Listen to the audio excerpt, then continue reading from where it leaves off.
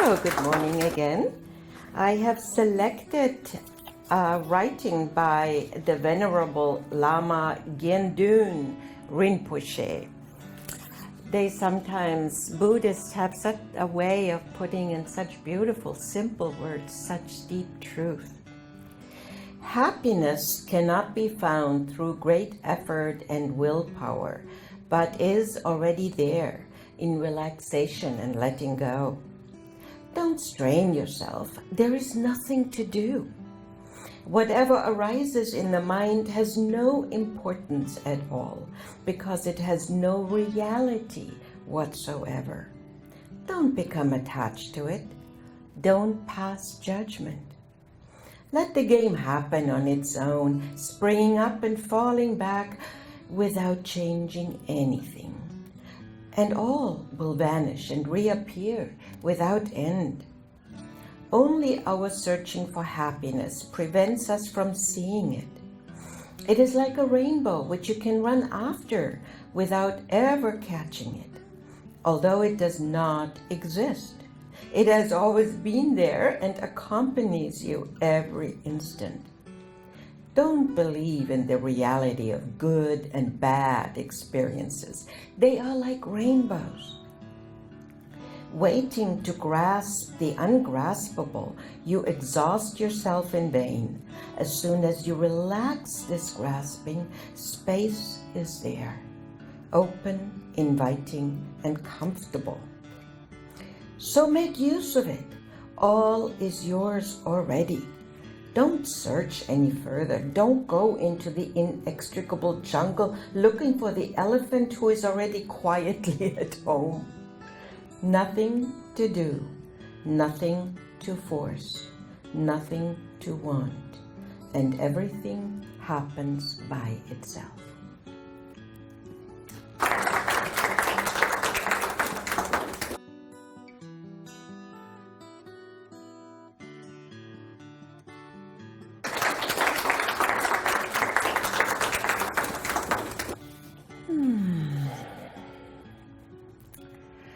There's a Chinese saying that can be sometimes used as a greeting, and that goes like, "May you live in interesting times."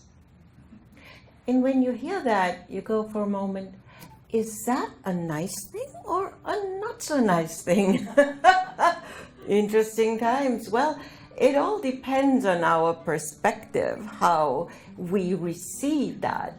For some people, they thrive on interesting times, yes? And others like, oh no, please, no, I like my life to be very structured and organized. And by the way, we're coming up, of course, on the year of the fire monkey, so it's gonna be interesting. A friend of mine put it like this: we're gonna swing from vine to divine. So, that being said, the topic today is perspective. And because that by itself is already a pretty big topic, once I add the aspect of what is the nature of reality to it, whoa, it gets even heavier. So we're going to look at a lot of different aspects of how perspective creates our world. So I'm never good just behind that, but I can pick this up if you like. So let's look a little bit at our current world. Of course, there's always things happening, right? I mean, God knows what the stock market is up to next and what's all gonna happen on the political realms. And again, what's your perspective? You know, there is a certain candidate that some people think he's going to really pull our country out of some trouble, and others think, oh no, don't think so. We're not going into politics, but it is really opinion, perspective, point of view, angle. And it is not just that intellectually. No, it is also an aspect of co-creation. Because you all know that our beliefs shape our reality. Yes? We've all seen the people who expect the worst, and guess what? They seem to attract events that cement this belief. Yes? And then we've seen the optimists that just unshakable walks through the world with an expectation and a deep sense of all is well, life is good, people are friendly, and they have amazing things happen to them. You know, my sort of an archetypal energy to that is Forrest Gump. You all remember that old movie? Look at what kind of things he co-created in his life. And he certainly was sort of a simple mind, but that showed the power of the heart and of the beliefs to manifest.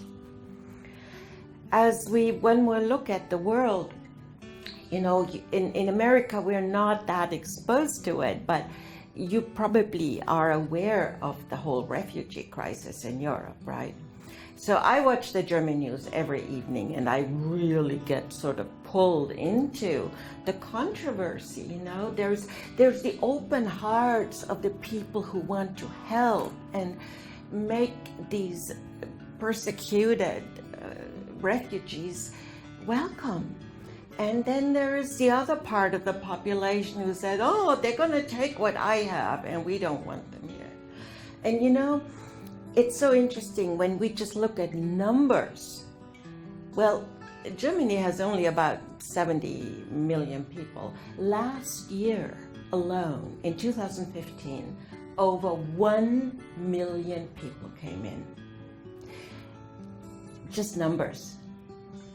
But remember when that one picture went around the world of a child that had washed up on the shore of a Greek island. And all of a sudden, I'm getting my chills, it was not numbers anymore. It was a child. How can this could be my child under different circumstances. How can we let this happen? So all of a sudden, our perspective really shifted, yes? And so, you know, we often are not aware of how much we are co-creators through our beliefs. Remember when Neil Armstrong, I think he was really the first person in space, and when there's a famous quote by him when he says, when I saw the earth, this little blue pea, and I could put my thumb there and it would be smaller than my thumb. Talking about perspective, yes? So a totally new view of the world opened up, and of course at the same time the awe of what this beautiful planet contains was so tangible in this experience. See, we are of course limited by our senses. We all know that.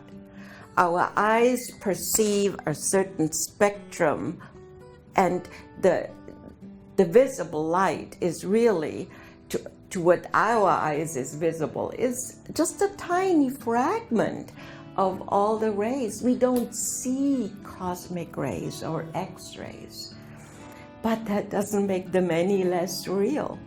Of course, as spiritualists, we are also gifted with, or we polish and cherish and develop our gifts of inner sight, intuition, hearing the words of spirit, so we know that our world isn't what it appears to be. But not everyone out in the world has access to these many dimensions of reality. I think we just sometimes reach into this giant pool of the unmanifest, from where everything is possible, and we pull out that sliver of reality that corresponds to our innermost beliefs. No problem with that. The only trouble is we think that's the truth and the only truth. And that's where so much conflict and strife in the world arises. That we somehow feel what I perceive is the reality. And we have things that we agree on that, we call this a chair in English language, and, even in other languages, we would say, yep, this is a thing that allows me to sit. So there's agreement. Yes? So the reality that we have agreed on is defined by the function of this chair. It's similar with money. Money is just an agreement between people. It has no inherent value. It's a piece of paper, but it's by agreement that it has its value. In the old days, before money was invented, I should say, it used to be coffee beans or shells, or then it became gold coins. Well, there was still, at least some exchange value. But anyway, so reality is constantly changing, flowing. And when we align ourselves with that flow and don't pretend that we alone know the truth, the only reality, then when we can coexist, yes, we can leave room for other beliefs. We don't feel threatened by people coming, flooding our countries, or having different religious beliefs. There is room, as long as they abide by the laws of our country. So there are some conditions, of course. But even in the smaller realms of family, I bet you all know people that maybe grew up as siblings in the same family, and you ask one sibling what their experience was on how they grew up. And they say, oh my God, I had the most loving parents, happy childhood. And then you ask another sibling and they say, oh, it was the pits. My mother never loved me and she always preferred someone else over me. Same family, same growing up, and yet such a different reality based on point of view, perspective, experience of that reality. We've all heard, of course, the famous thing of the glass half full, half empty, and we know that that's associated with the optimist and the pessimist, right? But you may not know that there are other points of view about that. And I'm looking for that right now because this is really funny. So, here. What does a fatalist think about that famous glass? He says, the water will evaporate. The feminist, all glasses are equal. The realist, glass is half drunk. Engineer, glass ain't big enough. Narcissist, look at me in the glass. Evangelist, the glass must repent. Capitalist, sell the glass. Anarchist, break the glass, of course. Psychologist, how does the glass feel about the water? Communist, this glass is for everyone in equal measure. And finally, the nihilist, the glass does not exist, and neither do I. So here you have it, just a few perspectives on a simple container that is filled to the midpoint with water. Isn't it interesting to just, of course in a humorous way, look at how many ways there are to interpret the world? You know, they've done some interesting studies in England at the subway stations. They have actually installed clocks that count backwards. What's that called?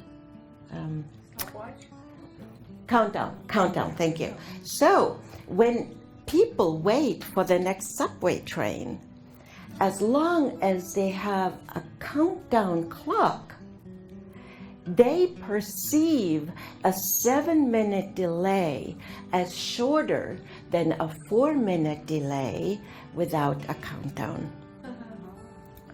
Reality? Because they have a sense of, you know, we're all control freaks, aren't we? On some level we are. So when people have a sense of, okay, I know what's going to happen, then that time frame shrinks. Other example, who hasn't, well, I won't ask, but I have had to take antibiotics in my life. And it's usually, 24 days or whatever. And there's like 24 white pills, right? So they have found that when they just make 8 of those pills blue, and the rest they keep white, people will have a better chance to finish the course of antibiotics. Why? Because there is a break point. There is a sense of, now I have only one more blue, and I'm 1/3 through. It's real. So, and our reality is probably more colored by, let's call it some manipulation of some kind, i.e. media. Is it the truth? Well, there are so many versions of truth. So how we experience the world is colored by how we have experienced things before. And then it becomes sort of a loop. Yes, unless we change, unless we shift, unless we make a conscious decision and choice to do things differently, to perceive things differently, we are stuck in that loop. But we have the power of choice. This is, Earth is one of the few places, we are told, that is a free will.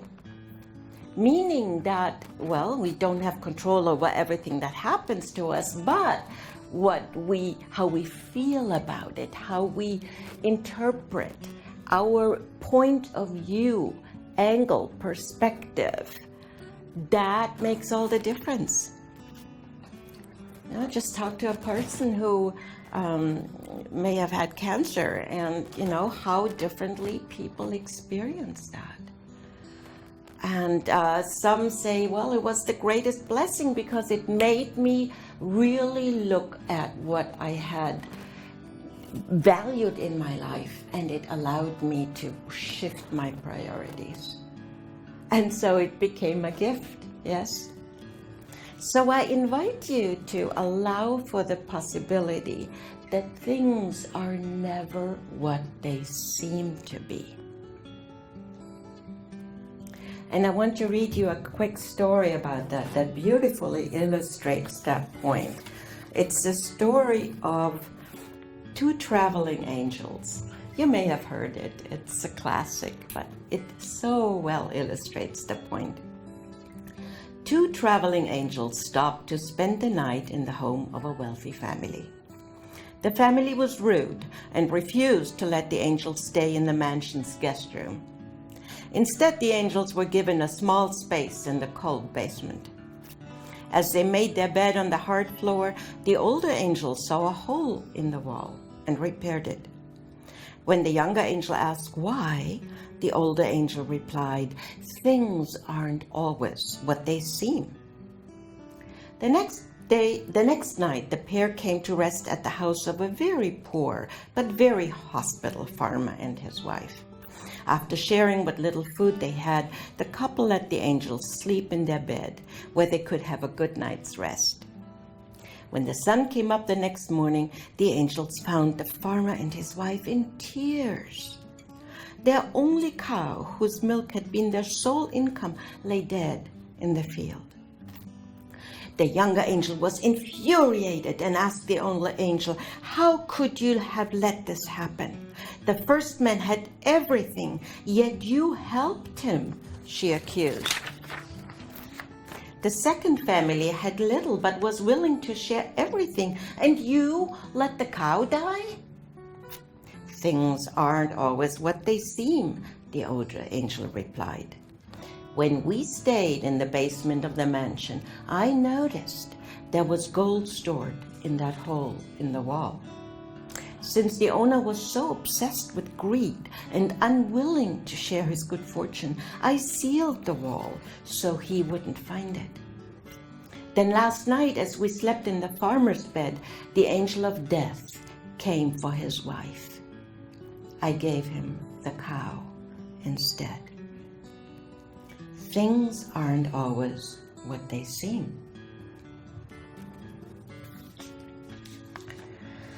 So, next time you see a bum on the street and all kinds of judgment come up in your heart about this person, can you shift your perspective and just allow for the possibility that there's a beautiful soul in that worn-out body, and that you don't know what their reality is, what they had to face, that maybe they're in the grip of an addiction and living in hell.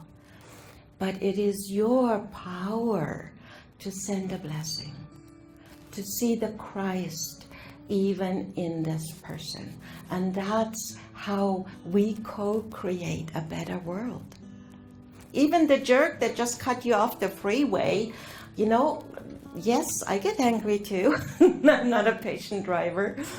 But maybe, just maybe, this is a single parent who is just dashing to be home with his kids, help with homework, cook dinner, and whatnot. So we don't know, but we can allow, we can shift our perspective so that there is greater harmony. Because what we send out is what we all create. Fear creates more fear. Goodwill, kindness, allowing, inviting, sending out love even when we don't know whether that person is deemed worthy of our love or not. It creates an energy field.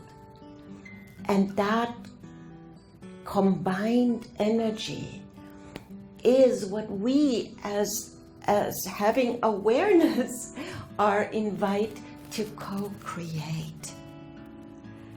If this new earth is going to come about, it's up to each and every one of us, and to the best of our abilities, to, we can have that first reaction, oh, sure, and then take a deep breath and say, well, I just hope that you're gonna come home safe and don't endanger anyone else. We can shift, we can create goodwill and harmony. And you know what? In the end, it blesses you too. Because when we have so much anger and criticism and resentment in our bodies, it ain't good. So sing a happy song to yourselves and claim your birthright to be a co-creator for good. And just remember, it's all a matter of perspective. And things aren't always what they seem. But you can, with great Creator, own the right to do the best you can, to shine the light, and so to participate in bringing forth a new world.